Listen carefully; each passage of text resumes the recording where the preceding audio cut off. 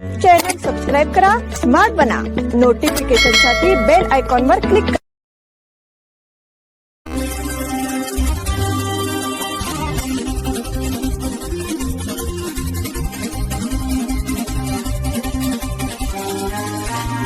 नमस्कार. स्मार्ट न्यूजच्या आजच्या बुलेटिनमध्ये आपलं स्वागत. आता सोन्याच्या दरावर नवी संकटछाया. सण, उत्सव आणि लग्नसराईच्या हंगामापूर्वी दागिने खरेदीदार, सराफा व्यापारी आणि अगदी घरगुती खरेदीच्या पद्धतींवर केंद्र सरकारच्या अलीकडच्या सोने आणि चांदीच्या आयातीवरील शुल्कात मोठी वाढ करण्याचा निर्णय सर्वाधिक परिणामकारक दिसून येण्याची शक्यता निर्माण झाली आहे. सोने आणि चांदीच्या परदेशातून होणाऱ्या आयातीवरील शुल्कात मोठी वाढ करण्याचा निर्णय सरकारने घेतला आहे. त्यामुळे आता याचे परिणाम दरावर होणार आहेत. मध्य पूर्वेतील संघर्षाला नजीकच्या काळात तोडगा निघताना दिसत नाही. त्या पार्श्वभूमीवर आता नवीन उपाययोजना करण्याचा विचार सरकारसमोर आहे. जागतिक अनिश्चिततेच्या पार्श्वभूमीवर परकीय चलनसाठ्यावरील दबाव कमी करण्याच्या उद्देशाने पंतप्रधान नरेंद्र मोदींनी नागरिकांना वर्षभर सोने खरेदी टाळण्याचे आवाहन केल्यानंतर काही दिवसांनी हा निर्णय घेण्यात आला आहे. त्यामुळे आता आयात शुल्क वाढीचा परिणाम खरेदीदारांवर होणार आहे. परदेशातून होणाऱ्या मौल्यवान धातूंच्या आयातीवरील शुल्कवाढीचा सर्वात मोठा आणि तात्काळ परिणाम रिटेल पातळीवर सोन्याच्या किमती वाढण्यात होण्याची शक्यता आहे. सोन्याच्या आयातीवर आता 10% मूळ किंवा बेसिक शुल्क आकारला जाईल, तर 5% अधिभार लागू होईल. अशा प्रकारे एकूण 15% आयात शुल्क आकारले जाणार आहे. त्यामुळे सोने अधिक महाग होण्याची चिन्हे स्पष्ट झाली आहेत. हुल्लडबाजीच्या विरोधात सभागृहात चोख प्रत्युत्तर. महानगरपालिकेच्या सभागृहात आज लोकशाहीचा गळा घोटण्याचा आणखी एक निंद प्रकार समोर आला. सर्वोच्च न्यायालयात प्रलंबित असलेल्या सीमाप्रश्नाचे भान न राखता कन्नड संघटनांच्या दबावाखाली मनपा प्रशासनाने महाजन अहवालाचे तुणतुणे वाजवण्याचा प्रयत्न केला. मनपाच्या सर्वसाधारण सभेच्या निमित्ताने महाजन अहवाल सक्तीने लादावा यासाठी कन्नड संघटनांनी मनपावर मोर्चा काढला होता. यावेळी मराठी नगरसेवकांची मुस्काटदाबी करण्याचा प्रयत्न केला. मात्र महाराष्ट्र एकन समितीच्या नगरसेवकांनी याला चोख प्रत्युत्तर देण्यासाठी चांगलाच पवित्रा घेतला. त्यामुळे कन्नड दार्जिण्या प्रशासनाची चांगलीच बंबेरी उडाली. महाराष्ट्र एकन समितीचे नगरसेवक रवी साळुंखे यांनी अत्यंत आक्रमक भूमिका मांडली. तसेच विरोधकांना निरुत्तर केले. बेळगाव हा महाराष्ट्राचाच भाग असून महाजन अहवालाचा मुद्दा सभागृहात मांडणे हे केवळ चुकीचेच नाही, तर पूर्णपणे बेकायदेशीर आहे असे त्यांनी सांगितले. नगरसेवक शिवाजी मंडोळकर यांनीही रवी साळुंखे यांना समर्थन देत या प्रक्रियेवर तीव्र आक्षेप घेतला. हा प्रश्न न्यायप्रविष्ट असताना विषयपत्रिकेवर येण्यापूर्वीच या हालचाली कशासाठी असा रोखठोक सवाल त्यांनी उपस्थित केला. या कायदेशीर आणि घटनात्मक पावित्र्यामुळे महापौरांना शेवटी सारवासारव करावी लागली. वाहन ताफ्याचा आकार कमी करून पंतप्रधानांचे कृतिशील उदाहरण. भारताचे पंतप्रधान नरेंद्र मोदी यांनी बचतीचे आवाहन केल्यानंतर आपल्या ताफ्याचा आकार 50% कमी करण्याचे आदेश दिले आहेत. इराण युद्धाशी संबंधित आर्थिक तणावाच्या पार्श्वभूमीवर काटकसरी आणि इंधन बचतीच्या व्यापक मोहिमेचा भाग म्हणून इलेक्ट्रिक वाहनांचा अधिक वापर करण्याचे आवाहन नरेंद्र मोदी यांनी केले आहे. सूत्रांच्या माहितीनुसार पंतप्रधानांच्या ताफ्यातील वाहनांची संख्या कमी करण्याचे निर्देश विशेष सुरक्षा गटाला देण्यात आले आहेत.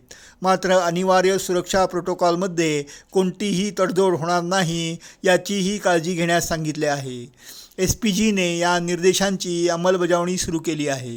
सूत्रांनी असेही सांगितले की पंतप्रधान मोदी यांनी ताफ्यात इलेक्ट्रिक वाहनांचा अधिक वापर करण्याचे निर्देश दिले असून या बदलासाठी नवीन वाहने खरेदी करू नयेत असेही स्पष्ट केले आहे.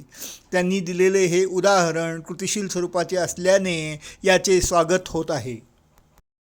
बाटली अथवा कॅनमधून पेट्रोल डिझेल नेण्यावर बंदी. संभाव्य इंधन पुरवठा तुटवड्याबाबत अन्न व नागरी पुरवठा खात्याने पेट्रोल पंपांसाठी नव्याने मार्गदर्शक तत्त्वे जारी केली आहेत. त्यानुसार मोठ्या प्रमाणात इंधन गैरवापर व अनधिकृत साठवणुकीविरोधात कारवाईचा इशारा देण्यात आला आहे. त्याचप्रमाणे बाटली किंवा प्लॅस्टिकचे कॅन अथवा धोकादायक कंटेनरमधून पेट्रोल व डिझेल नेण्यास निर्बंध घालण्यात आले आहेत. पेट्रोल व डिझेलचा पुरवठा केवळ वाहनांच्या इंधन टाक्यांमध्ये किंवा अधिकृत कंटेनरमध्येच केला जावा. कोणत्याही परिस्थितीत बाटल्या, प्लॅस्टिकचे डबे किंवा इतर कोणत्याही अनधिकृत कंटेनरमध्ये इंधन देऊ नये, अशा स्पष्ट सूचना देण्यात आल्या आहेत. केंद्र सरकारने दिलेल्या सूचनांची पालन करण्यासाठी राज्यात त्याची अंमलबजावणी देखील करण्यात येणार आहे, असे अन्न व नागरी पुरवठा खात्याने सांगितले आहे. हिंदवाडी गणेश मार्ग परिसरातील दूषित पाण्याची समस्या निवारण.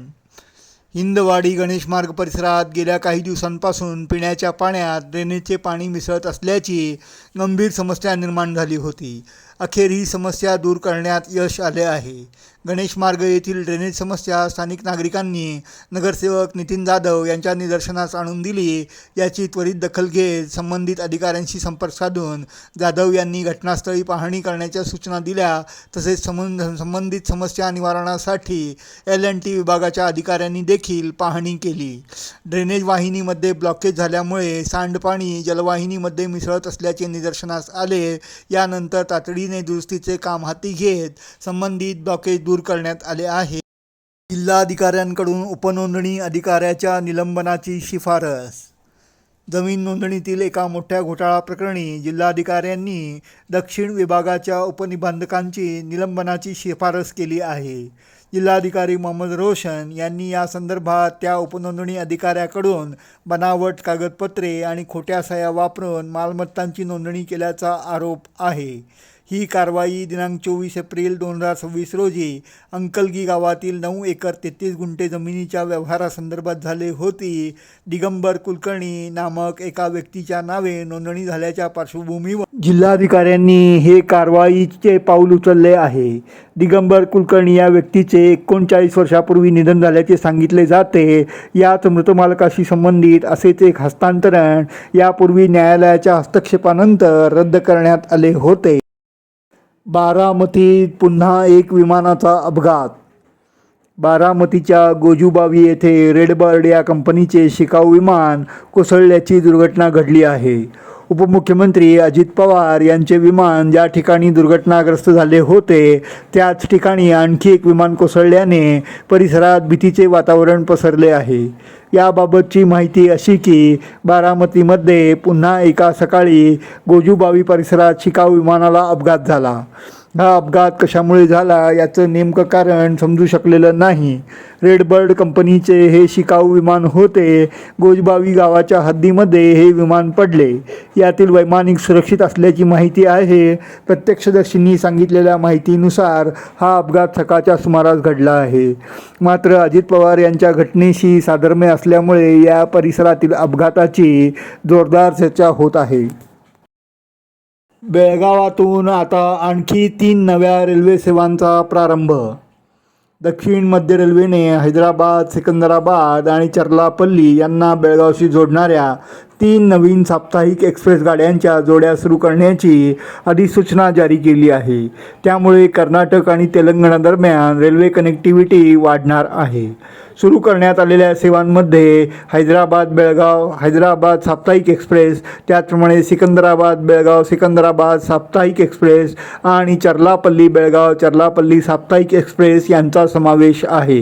हैदराबाद बेळगाव साप्ताहिक एक्सप्रेसची सेवा हैदराबादहून 21 मे पासून सुरू होणार आहे. ती दर गुरुवारी सुटून दुसऱ्या दिवशी बेळगावला पोहोचणार आहे.